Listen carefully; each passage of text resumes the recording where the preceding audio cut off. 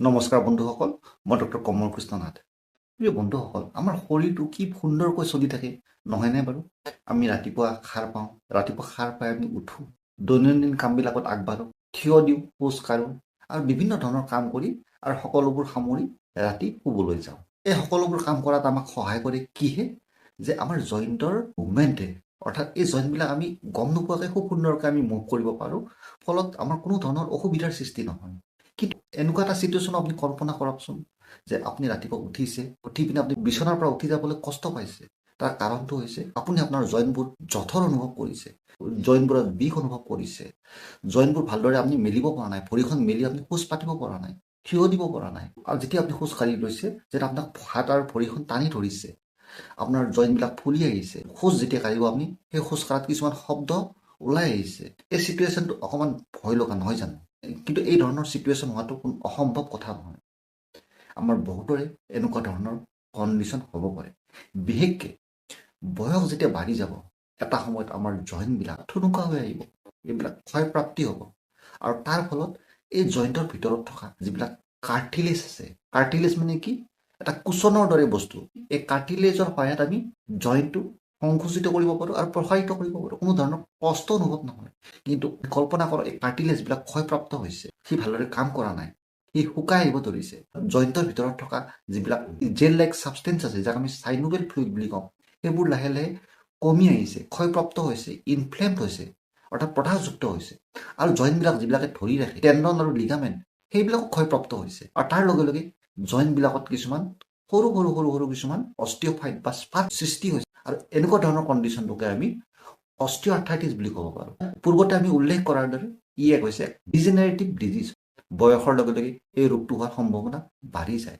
কিন্তু এইখিনিতে এটা প্ৰশ্ন আহে যে বয়স বাঢ়ি যোৱাৰ লগে লগে আমাৰ প্ৰত্যেকৰে এই ৰোগটো হ'ব নেকি? বয়স বাঢ়ি যোৱাৰ লগে লগে আমাৰ প্ৰত্যেকে যে আমি এই ৰোগটোত ভুগিম, তাৰ কিন্তু কোনো ধৰা বান্ধা নিয়ম নাই। কিন্তু তাৰ বিপৰীতে কিছুমান ব্যক্তি ৪৫, ৫০ বা ৫৫ বয়সৰ পৰা এই ৰোগত ভুগিব পাৰে। বিশেষকৈ মহিলাসকলৰ মাজত এই ৰোগটোৰ প্ৰৱণতা বেছি। কাৰণ হৈছে তেওঁলোকৰ হৰম'নজনিত অসন্তুলিত অৱস্থা। সাধাৰণতে দেখা যায় এই ৰোগটো আঁঠুৰ যিটো জইণ্ট আছে, নি জইণ্ট বুলি কওঁ, সেই নি জইণ্টৰ পৰা আৰম্ভ হয়। তাৰ কাৰণটো কি? আমাৰ যিটো দেহৰ ওজন আছে, ভৰ আছে, সেইটো আমি নি জইণ্ট সেইটোৱে বহন কৰিবলগীয়া হয়। বিশেষকৈ কোনো ব্যক্তি যদি অত্যাধিক শকত হয়, তেনেহ'লে আঁঠুৰ সন্ধিটোৰ পৰা তাৰ হেঁচাৰ পৰিমাণটো বাঢ়ি যাব আৰু এই ৰোগটো হোৱাৰ সম্ভাৱনাও বাঢ়ি যাব। পৰ্যায়ক্ৰমে এই ৰোগটো দেহৰ অন্য গাঁঠি কিছুমানলৈকে বিয়পি যাব পাৰে। তাৰ ভিতৰত হিপ জইণ্ট, পেলভিছ, টো আৰু বিভিন্ন ধৰণৰ ডাঙৰ জইণ্ট, আৰু পৰৱৰ্তী পৰ্যায়ত ই কিছু সৰু সৰু জইণ্টলৈকেও যোৱাৰ সম্ভাৱনা থাকে।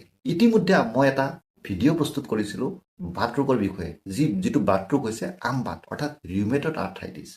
ই হৈছে এটা অটোইমিউন কণ্ডিশ্যন আৰু ই যিকোনো লোকৰে হ'ব পাৰে। কম বয়সীয়া লোকো এই ৰিউমেটইড আৰ্থ্ৰাইটিছত ভুগিব পাৰে, কাৰণ তাৰ কাৰণটো হৈছে বেলেগ। তাৰ বিপৰীতে এই অষ্টিঅআৰ্থ্ৰাইটিছ কিন্তু সাধাৰণতে বয়সীয়াল লোকৰ মাজতে দেখা পোৱা যায়। আৰু তাৰ উপৰিও কিছুমান এনেকুৱা ফেক্টৰ্ছ আছে যিবোৰে এই ৰোগটো হোৱাৰ সম্ভাৱনা বৃদ্ধি কৰে।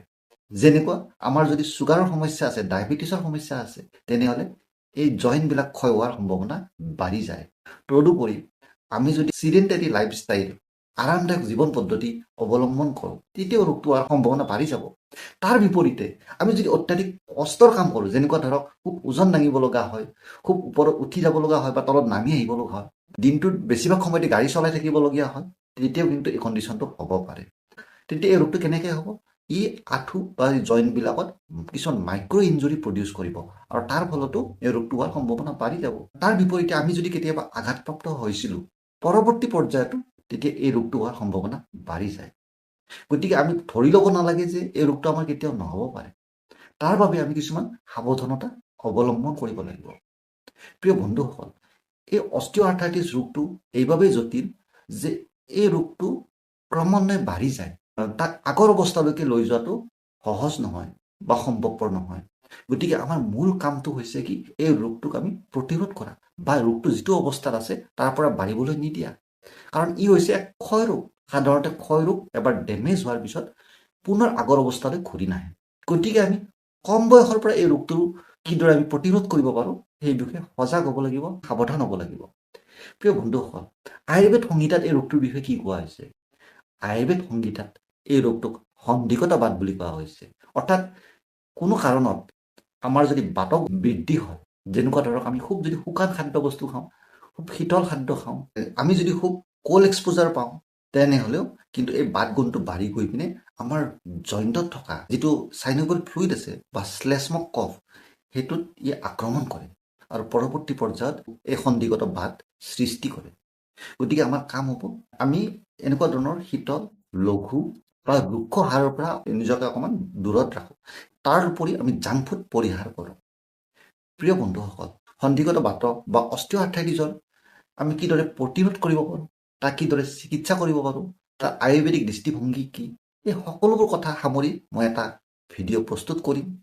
আপোনালোকে যদি চেনেলটো ছাবস্ক্ৰাইব কৰা নাই, তেন্তে ছাবস্ক্ৰাইব কৰিবলৈ মই অনুৰোধ কৰিলোঁ, যাতে চেনেলটো আগবাঢ়ি যোৱাত কিছু সহায় হয়। তদুপৰি আপোনাৰ এটা লাইক বা কমেণ্টে এই ভিডিঅ'টোৰ পৰিসৰ বৃদ্ধি হোৱাটো সহায় কৰিব। তদুপৰি আপোনালোকৰ যদি কিবা ক'বলগীয়া আছে, সুধিবলগীয়া আছে, আপুনি কমেণ্ট ছেকশ্যনলৈ মন্তব্য প্ৰকাশ কৰক। আৰু তাৰ লগতে আপুনি যদি আমবাত অৰ্থাৎ ৰিউমেটইড আৰ্থ্ৰাইটিছৰ ওপৰত যদি ভিডিঅ'টো চোৱা নাই, এবাৰ এই ভিডিঅ'টো চাবলৈ মই আপোনালোকক অনুৰোধ কৰিলোঁ। আৰু তেতিয়ালৈ মই ডক্টৰ কমল কৃষ্ণ নাথে আপোনালোকৰ মাজৰ পৰা বিদায় মাগিব বিচাৰিম। আপোনালোকৰ দিনটো শুভ হওক। ধন্যবাদ।